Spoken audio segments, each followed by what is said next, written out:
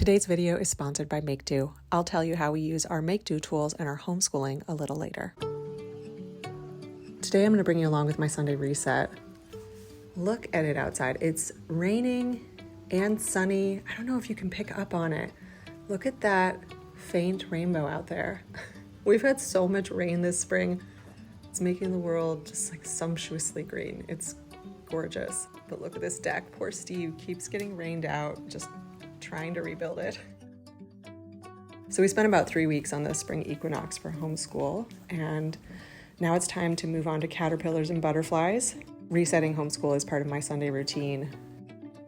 Steve and I recently reworked our weekly routine. Kind of just a lot of life changes within the last 6 months, and we realized it was time to rethink things. So I'll also be sharing some tips that helped us create a simple weekly routine.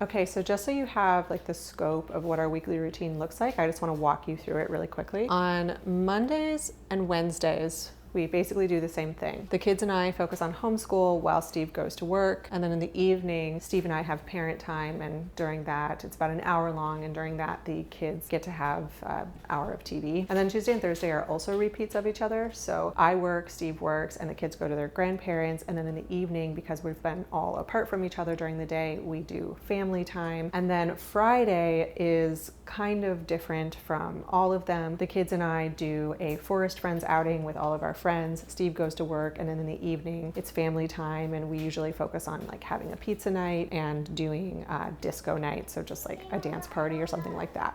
Peyton is working on an art project right now, so I'm going to help her for a second. So Saturdays are probably one of our busiest days. In the mornings, Steve works on home renovation projects. He only gets like a couple hours a week at this point. During that time, I will either be inside the house, kind of just cleaning and trying to do that with the kids, or if the kids are really interested in being around Steve and it's not a safe project that they can be around, then I will usually take them somewhere. So like this weekend, he was working with the saw and my mom was in town, so we took the kids out to the farmer's market and out to a coffee shop and just had a little bit of fun with that. Then from about 12 to 2, we sort of switch, and Steve and the kids will rest during that time, and I will have about 90 minutes of work time, and then I use the last 30 minutes of that block to do a quick grocery order so that I can pick it up on Sunday, my reset day. And then from about 2 p.m. Oh, that's awesome. I'll be there in just a sec. Then from about 2 p.m. on Saturday onward, it's sort of our like unofficial Sabbath. So we'll do that from about 2 p.m. on Saturday till about 2 p.m. on Sunday. So it sort of stretches across 2 days. We used to try to block it into just one day, but it really just wasn't working for us. So we're doing that. We're obviously like kind of casual about our Sabbath. The point is to rest. So then our Sunday, which is right up here, we start the day with church, a couple hours of rest afterwards, and then we go into the reset, which is what we're focusing on for this video. And down here on the calendar, I have a little note section, and in here is where I kind of keep track of what I do during a reset. So it's homeschool prep, it's collecting groceries, I might be doing a little bit of baking or food prep. Yeah, so we try to keep the Sunday reset pretty simple. That's the stuff that's really most essential. And you know, if I can fit other things in, that's great, but if not, no big deal. Some things to remember is that when you set a routine like this, you might have to set it, play around with it, make some changes to it. Another thing that I think about with this is it's kind of like our roadmap for the week, but we inevitably end up doing a little bit of off-roading. So like it's a good guide for us, but if we need to be flexible here and there, we will be. So the first thing I'm gonna do is get us ready for homeschool and do homeschool prep. My office is kind of a zoo, so we're probably gonna have to start with like a light declutter and reorg in there. All right. Actually, first thing we have to do is we have to finish your project. Let's go do that. Let's put this one that you put around your neck, put that one down on the table. And then we put this one in there. Get it down in there. We're gonna cut off the extra part.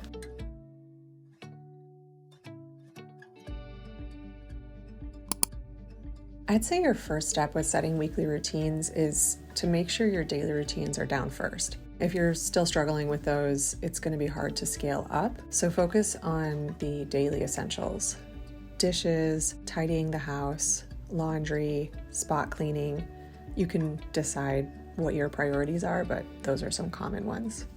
Still very much in the mess, but I did find a few things here that need to be decluttered.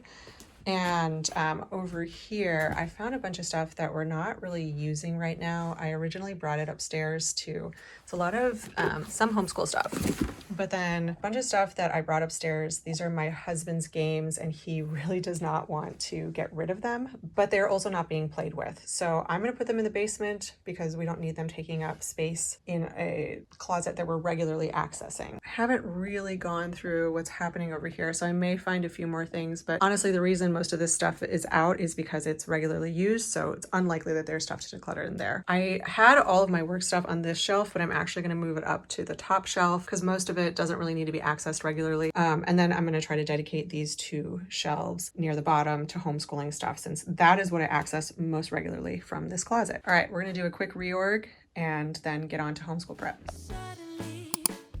My second tip is that unless you're solo parenting, in which case, seriously, you deserve a crown, your weekly plan has to be a team effort. I find that I can set daily routines independently, but the moment I scale up to weekly or monthly, I need Steve's buy-in for it to be sustainable. Okay, so decluttering and organizing the closet is much more complicated than my homeschool prep, thankfully. So I typically just have to do a few things. I have to change out worksheets in the menu for the theme that we're going to be focusing on in the coming week. I need to order books either from the library or from Amazon, depending on where I can get them. I need to order supplies if we have any nature connection activities that have materials that I don't have on hand. I need to consider where Peyton is with her reading and do a quick reset of her reading basket and the materials we're going to be going through. I probably spend a little time doing homeschool prep every Sunday, even though we change over themes every other week. And that's because I typically have to order books a week in advance of the changeover, but I don't need to do worksheet changes until like the Sunday before. Yeah, that's pretty much it, which is great. We are going to be studying caterpillars and butterflies, which I am excited about. For anyone who wants to see, we have this bin that we keep all of the worksheets in, and then I organize them by week in these little plastic sleeves. Makes it a lot easier to just quickly pull out what I need. Let's go ahead and change out these worksheets. So this is our little menu. It starts off with the folk song that we do for that theme, and then it goes into the hand rhyme, which is usually my kids' favorite. So then I quickly go through the actual week that we're working on. So caterpillars, moths, butterflies. So this is the teacher's guide. You can see it's got kind of all the information, overview of all of the materials, and then the actual breakdown of the lesson plan on the other side. And I really treat this as a menu. We're not doing everything. We're just doing the stuff that works for us. So folk song, hand rhyme, maybe a little bit of the picture study, or the nature study notebooking, and then typically a nature connection activity. There's a few activities that we could pick from. One is this little butterfly nectar and feeder. Curious to try that out. But since we're doing this over 2 weeks, I want to have a couple of like really hands-on nature connection activities, and I want to try something from the Makedo hub that I saw. If you don't know what Makedo is, they're the sponsor of today's video, so let me tell you about them and show you how I am integrating them into my homeschooling. Okay, so Makedo creates these reusable tools that are designed for kids so that they can just create whatever comes to their minds using upcycled cardboard. And we have the Create Kit. I really love it because it has enough tools for our whole family to be involved, but you can also start out with like the Explore Kit or the Discover Kit, which is one of that's like their bestseller. I like that there aren't sharp tools or hot glue and just things that I have to be concerned about their safety, and I have to like very closely monitor the work. It gives them a lot of freedom in their exploration, and my husband really loves like the engineering aspect of the activity. So it's been a way for him to get involved in their school lessons as well. And this is one of the things that I think is like so cool about Makedo is they have this entire online resource center called the Makedo Hub, where you can get just inspiration, building guides, and even lesson plans where they've broken down lesson intentions, success criteria, key vocabulary and skills that the lesson is intended to promote. So I today am looking for an activity that I can pair with our lessons, and they actually have this hungry critter grabber, which is really based on one of the books we're going to be reading, The Very Hungry Caterpillar. Also, if you're new to using Makedo, there's a whole section on maker tools where they provide in-depth guidance on how to use the different tools, as well as types of cardboard and other materials that you can use when you're building. So personally, I've always loved the educational theory of Montessori, and I think the aspect of that theory that works really well in the home is including kids in practical life. So they're invited to do the dishes with you, and you give them a stool so they can reach the sink, and then you give them a sponge that's been cut in half or in quarters if they're really small so that it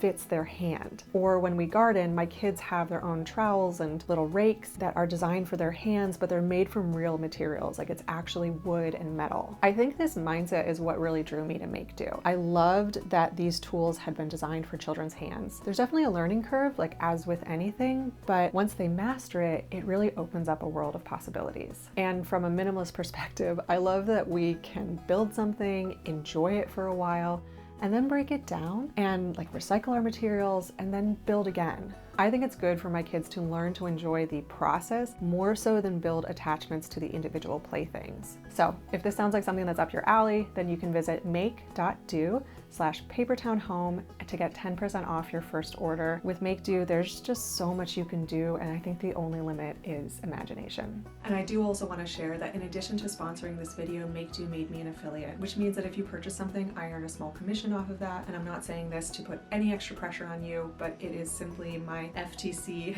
required legal and I believe ethical responsibility to disclose that. Okay, this closet is feeling a lot better, and I've pretty much reorganized all of the homeschooling portions. I have not gotten up to my stuff for my work. I will do that at another point.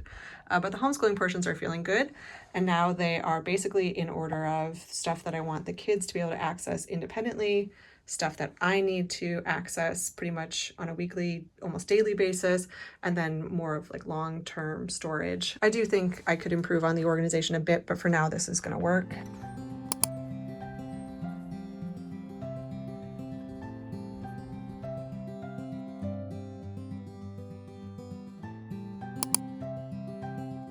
So one of the things that I've noticed is whenever I try to set up a routine, I tend to overcomplicate it, and I want to have a million different details in there and be switching around to different things.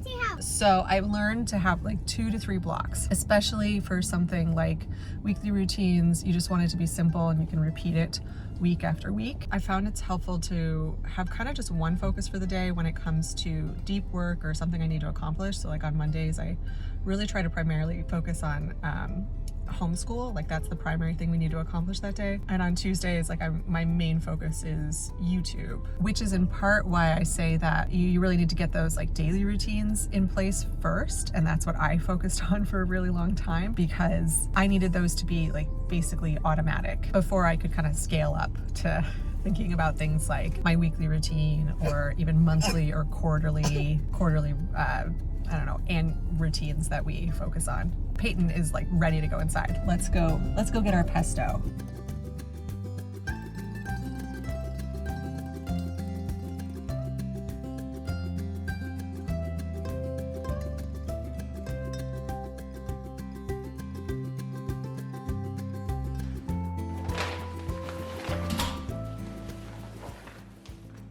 We don't have that many groceries today. I picked up pretty much all of our breads from the farmer's market yesterday. I was hoping to get more produce, but they really only had potatoes and greens, which I already had. And then we get our meat from a local farmer. Most of our pantry goods are from Thrive. Yeah, so today I pretty much just got like some produce, Steve's milk, some frozen fish, some cheeses, and like yogurt. So yeah, just a few basics. Oh, and also we usually get our eggs from the grocery store or from our farmer. It's kind of just depends on the week, but our friends have backyard chickens and they are producing so many eggs that it's enough to feed like our family and hers. So I started buying mine from her, which is awesome. Theo's having some strawberries.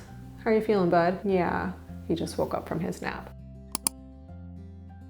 One of my hesitations with setting weekly routines has always been the stuff that throws them off. Doctor's appointments, field trips, dentist emergencies, these will pop up. So I finally realized that I needed to track those outside my weekly routine. The weekly routine is the framework, it stays steady, but I use a monthly calendar for the little exceptions here and there.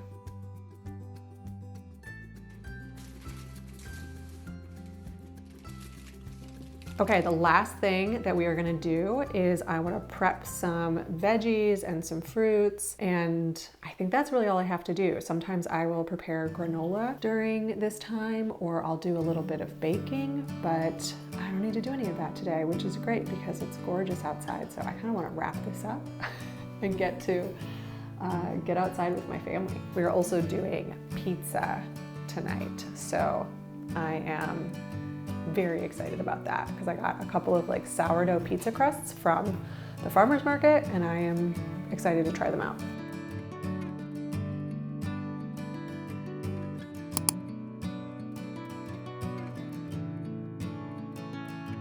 The other thing I realized with weekly routines is it has to be made visual. I was trying to make weekly routines automated in my mind like daily routines are, but since I'm only repeating my actions 1/7 of the time, that didn't work. I needed a visual reminder to reference here and there.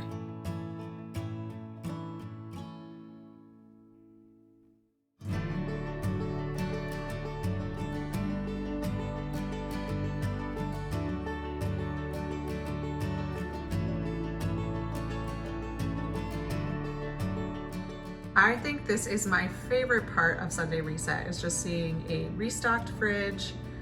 Everything's like ready to go, can kind of easily see what we have. And yeah, whew, that's a good feeling. You can do it.